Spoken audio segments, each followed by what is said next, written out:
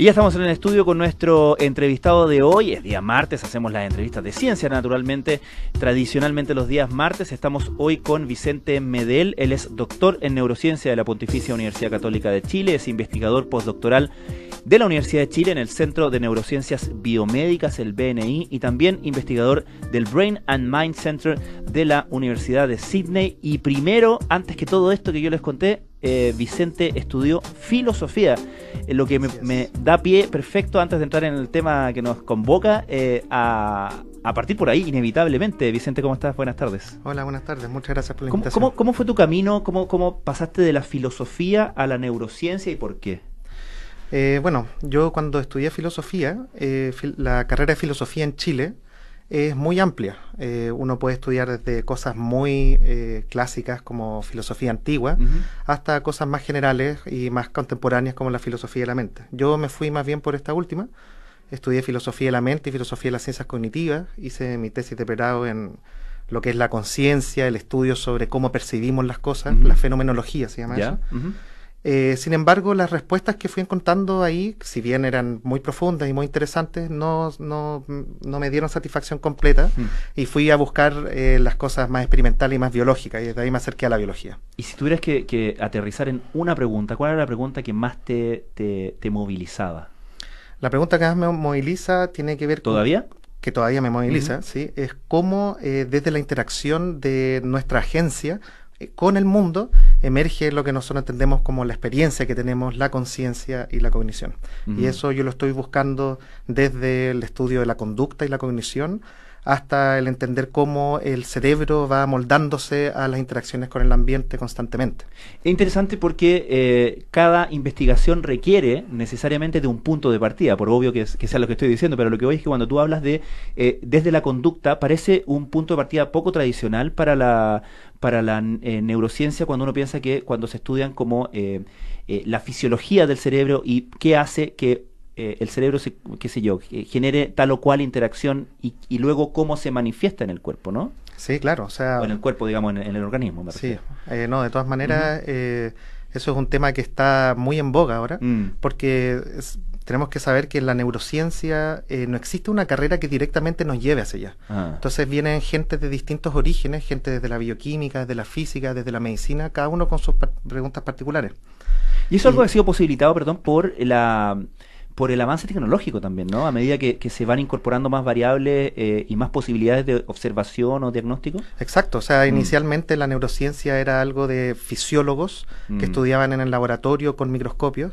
Hoy en día tenemos acceso a tecnologías que nos permiten registrar el cerebro de manera completa, electroencefalografía, resonancia magnética, y cuando escalamos esto y nos vamos un poquito más lejos de las células y lo vemos más bien como cosas generales y poblaciones neuronales, tenemos que tener otras estrategias para poder responder las preguntas, y finalmente creo yo ahí es donde entra la filosofía y donde entran quizás áreas más generales del pensamiento, las estrategias de cómo unir un poco esto microscópico con esto más macroscópico que viene. De modo que esta formación filosófica está presente permanentemente en tu trabajo y no solamente una anécdota desde donde viniste, ¿no? Yo creo que sí, yo creo que sí. Trato de creer que sí.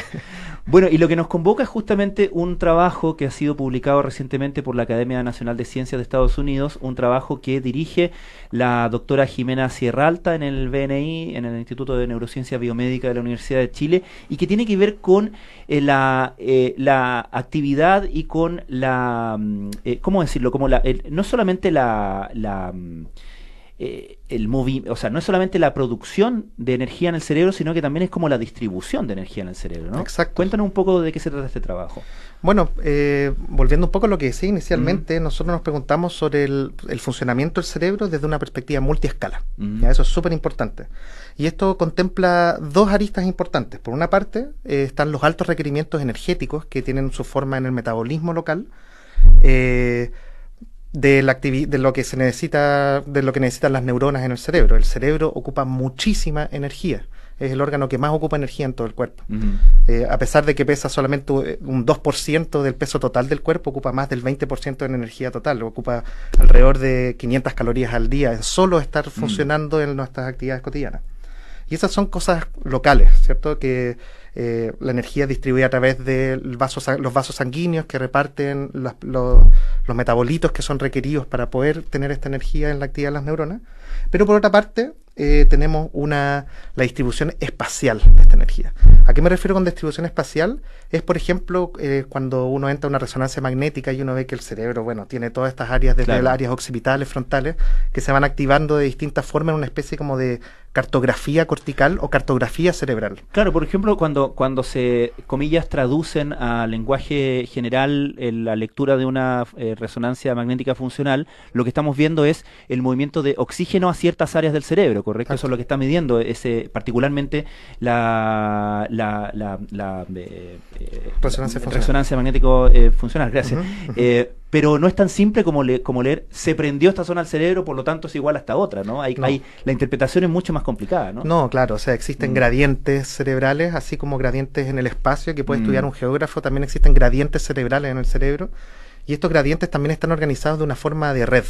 Las áreas del cerebro están conectadas entre sí, entonces muchas veces cuando un área se prende también se prende otra, y esto es lo que se llama conectividad funcional, ¿cierto? Que finalmente uno va viendo que todo el cerebro, así como una línea del metro, una línea claro, una red, como comúnmente la entendemos, también en el cerebro se organiza esta actividad de esta forma. Entonces lo que nosotros quisimos hacer fue tratar de acercarnos a una interpretación mecanicística de cómo esta distribución espacial de actividad se podía asociar a distintas formas de vías energéticas o vías metabólicas en relación a lo primero que dije, que eran estos requerimientos energéticos locales metabólicos. Y de esta manera nosotros quisimos integrar estas distintas escalas, desde lo micro a lo macro escala, para entender de qué manera estos gradientes energéticos podían reflejar los requerimientos energéticos que podían tener, por ejemplo, actividades cotidianas como la lectura, la memoria, la vigilia, el sueño, que van activando distintas áreas del cerebro como una red.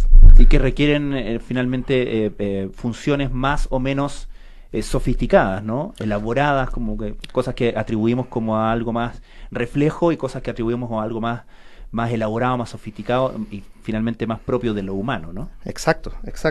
Bueno, entonces ahí vienen todas las preguntas de por qué el cerebro ocupa tanta energía comparado con otros órganos, por qué es lo que ocupa tanta energía. Ahí volvemos un poco a estas cosas básicas de una neurona cuando está activa, cuando hace sinapsis, requiere mucha energía ese proceso. Pero al mismo tiempo también uno se pregunta qué tipo de actividades energéticas son esas. Y ahí nosotros podemos ver dos formas de actividad. El cerebro nunca está apagado. No es como cuando nosotros desenchufamos el refrigerador y ya simplemente se apaga, ¿cierto? Y eso, cuando uno duerme, el cerebro sigue activo. Y esto es bien similar un poco al uso, por ejemplo, del teléfono celular.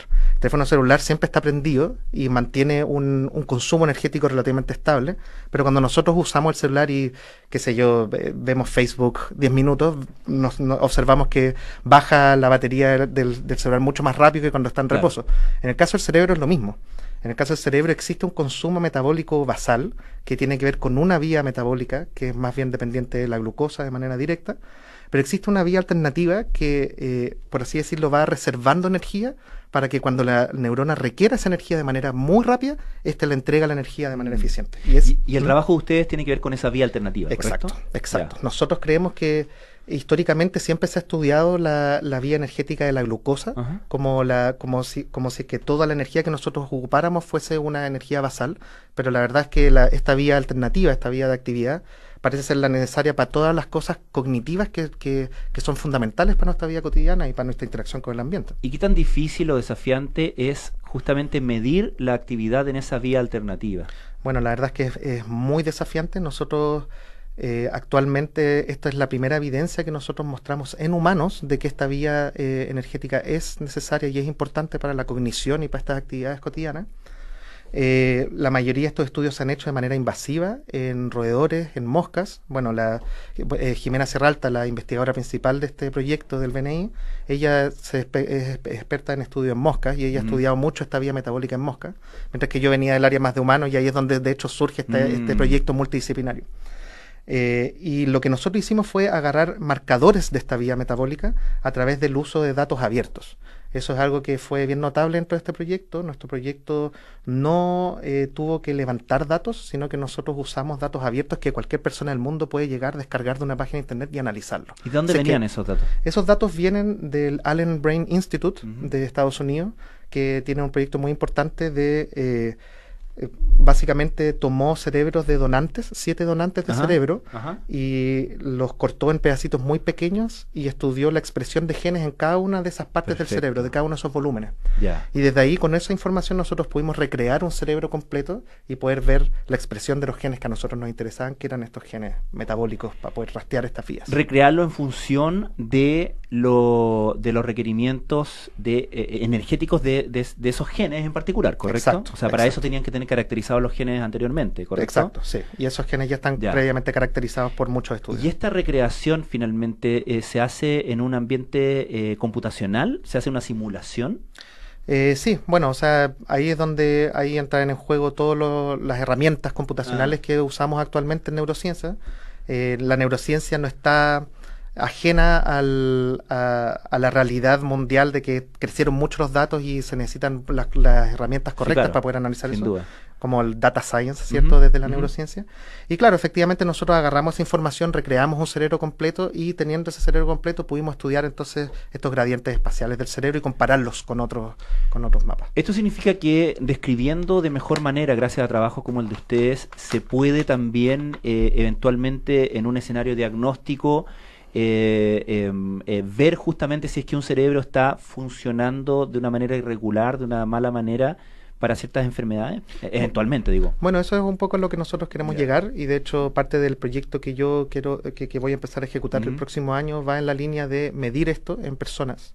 Y esto principalmente se basa en el hecho que es más bien descriptivo inicialmente, de que las personas, por ejemplo, en el envejecimiento y cuando se acercan a procesos de neurodegeneración, la actividad empieza a bajar. Actividad, yo me estoy refiriendo acá en un término amplio: actividad motora, actividad física, actividad mental, memoria, ejercicios mentales, cognitivos, etcétera. Y desde esa manera, la forma común que se trata cuando uno va al neurólogo, por ejemplo, por quejas de memoria o quejas físicas, lo que hacen es que miden cómo está tu energía basal. Y nosotros, desde este proyecto, nosotros estamos empujando que la energía basal puede que no sostenga la respuesta. Quizás la respuesta está en esta energía dependiente de actividad, esta energía rápida. Es más contingente finalmente. Es mucho más contingente. Ahora, cuando tú hablas del proyecto a continuación, que tiene que ver con medir, ¿esto es medir in vivo entonces? Sí. ¿A través de qué tecnología? Con resonancia magnética se puede medir esto, se puede medir con resonancia que se llama espectroscopía en resonancia magnética, y con esto uno puede medir cómo están los niveles del metabolito que uno está interesado, que en nuestro caso es medir glucosa y medir lactato. Genial, muy interesante, se nos acaba el tiempo, Vicente, pero me parece fascinante no solamente la investigación de ustedes, sino que hacia todo lo que apunta y todas las preguntas que implica, y también el valor de un equipo realmente multidisciplinario que parte ahí, en tu caso, con la filosofía. Así que súper interesante tenerte acá, Vicente. Muchísimas gracias por acompañarnos hoy. Muchas gracias, Federico. Era Vicente Medel, doctor en neurociencia de la Universidad Católica e investigador postdoctoral en la Universidad de Chile, en el Centro de Neurociencias Biomédicas, el BNI. Cada cierto rato tenemos gente del BNI porque producen investigaciones muy, muy de punta. Nosotros ya nos vamos. Llega Cartas Notables con Bárbara Espejo. Hoy presentamos una